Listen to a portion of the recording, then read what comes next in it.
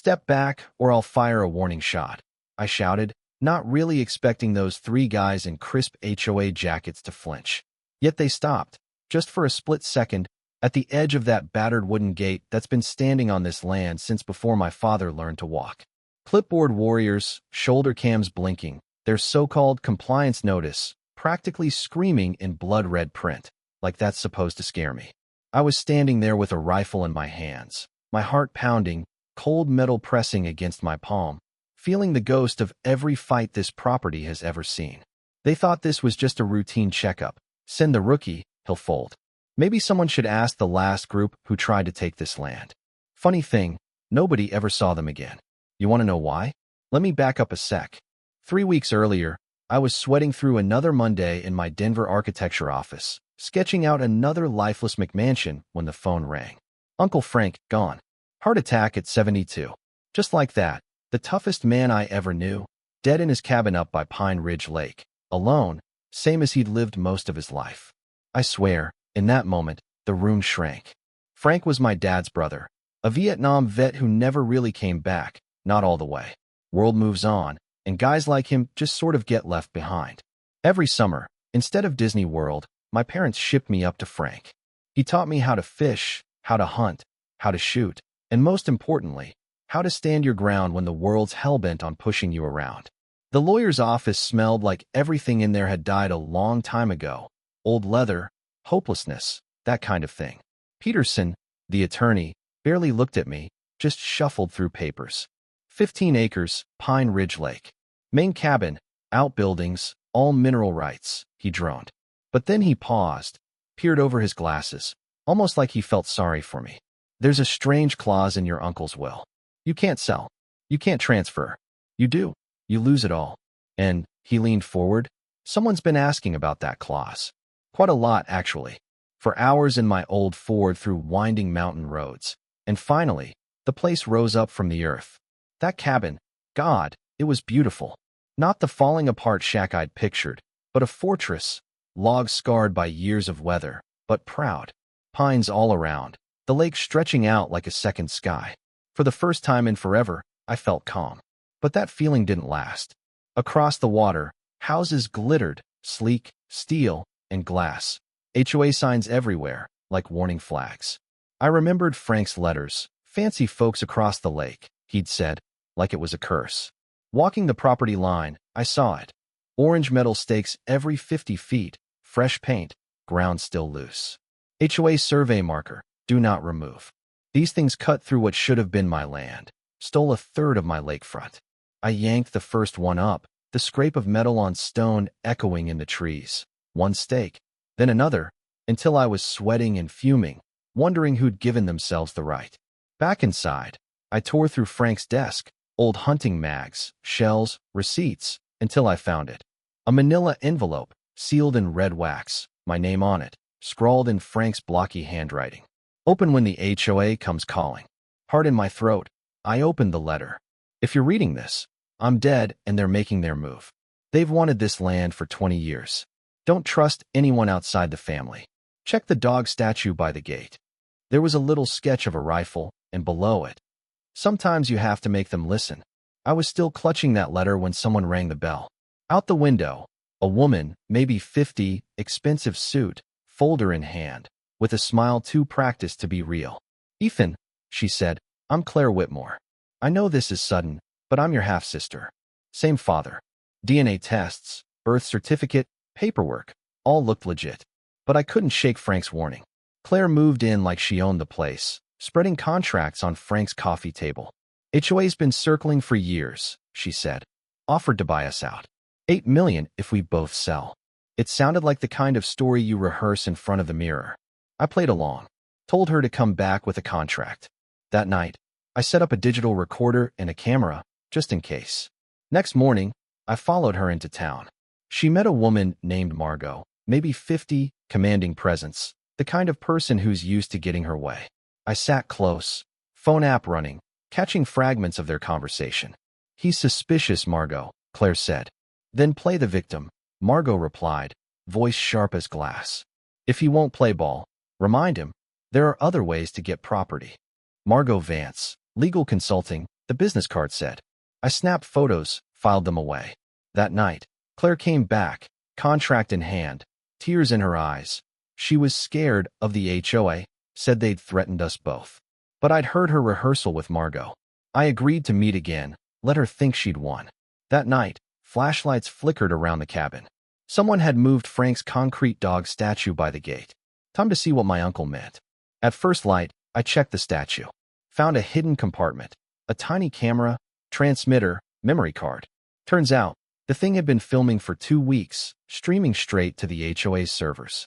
They'd watched everything. Instead of destroying it, I repositioned it, then set up my own hidden cams. That afternoon, 3 HOA compliance officers showed up, clipboards, fake badges, trying to look tough. Code violations, they barked, removal of survey markers, improper vegetation, unauthorized pets. I almost laughed. Frank's dog died 3 years ago. I went inside, grabbed Frank's old Winchester, and came back out. This is private property. No warrant, no entry. I said, the rifle angled at the ground. Williams, their ringleader, went white as a sheet. I started a Facebook live stream. Meet the Pine Ridge HOA team, I told the audience. They've been spying on me. Now they want to break in.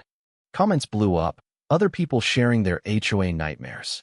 I marched over to the dog statue, pulled the camera out, held it up for the world to see. This has been recording my private life for weeks, I said. The HOA guys backpedaled fast. Before you go, Williams, call your boss and tell her the show's over. Tell Margot Vance her operation's not so secret anymore. The color drained from his face. One of them muttered into his phone, Margot, we have a problem. He knows about the cameras. By the time they sped off, my live stream was everywhere, shared hundreds of times, strangers offering legal advice. But with the victory came a knock from the sheriff. Threatening behavior with a deadly weapon. Williams had filed a complaint.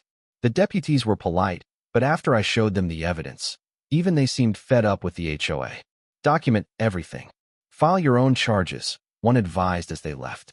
That night, an anonymous call. You think you're smart, Mallister? Tomorrow you'll see how serious we are.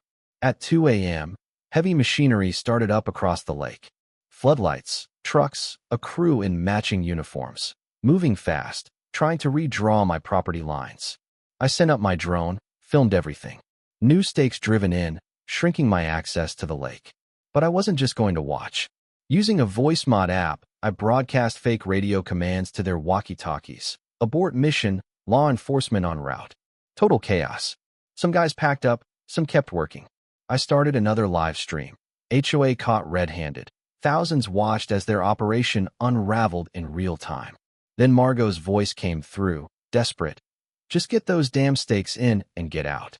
The crowd online lost their minds. By dawn, they'd abandoned equipment worth thousands, Vance Construction logos all over it. Among the scattered files, I found the real prize, a full site plan for a massive luxury development, my land the centerpiece, their HOA just a front for Margot's private empire. Phase 1, buy me out. Phase 2, file fake environmental hazards. Phase 3, imminent domain seizures. Projected value? $500 million. I laid it all out for the camera, documents, signatures, Margot's name everywhere. By morning, 50,000 people had seen it. Local news, then national. But that only turned up the heat. A white truck dropped a big steel container at my gate, marked hazardous. Something felt off. I called Peterson, streamed everything, and, with bolt cutters and witnesses, opened it. Inside, radiation detection gear, fake government seals, pre-filled hazard reports, even a couple containers labeled as radioactive. Their plan? Contaminate my land, discover the radiation, then use environmental laws to force a government seizure, after which Vance Construction would clean up and develop it. Peterson was snapping photos, narrating for the record. This is federal crime territory, he muttered, voice trembling with anger. The most damning evidence. Blueprints for a resort covering the whole lake, psychological profiles of every property owner, who could be bullied, who'd sell, who needed to be handled. My file. City professional, likely to settle. Mike Granger, my old college buddy, called in tears. His family lost everything to the same scam 3 years back. Suddenly, it wasn't just my fight. Before we could process it all, cops rolled up, sirens blaring. You're under arrest for threatening officials, destruction of property. Margot had played her last card. But I was live the whole time, stream running, audience climbing. Peterson stepped in, the detective paused, and viewers claimed to be calling the FBI. As they cuffed me, I just thought of Frank. The world finally watching. And this time, I wasn't alone. Jail's not much, but it gave me time to think. By morning, the story was everywhere.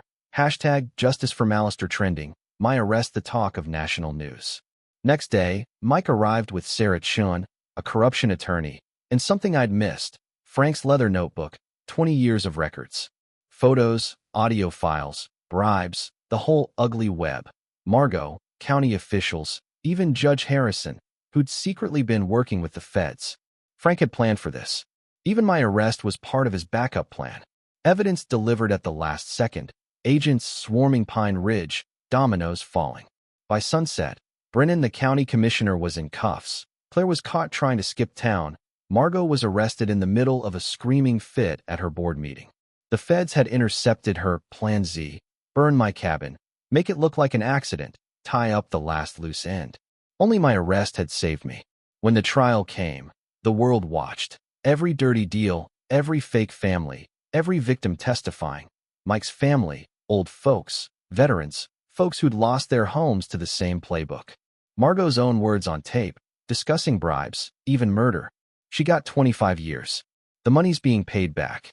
Vance Construction's done. The old HOA dissolved. And suddenly, Pine Ridge was free. 3 months later, I stood on the cabin porch, wind in the pines, Frank's Winchester on the wall, his brown notebook open.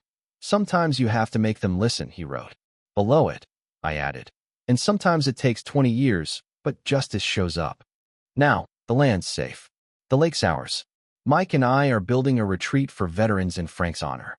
Survivors of Margot's scheme are moving here, starting over. You can feel something new in the air, community, not fear. So I'll say this, friends, one stubborn old man, a pile of evidence, and a little social media chaos can change everything. If you've ever faced down a bully, if you care about right and wrong, let me know what you'd have done different, or if you think justice finally caught up. Drop your thoughts below, tell your own story, and hey, stick around. The next battle might be closer than you think.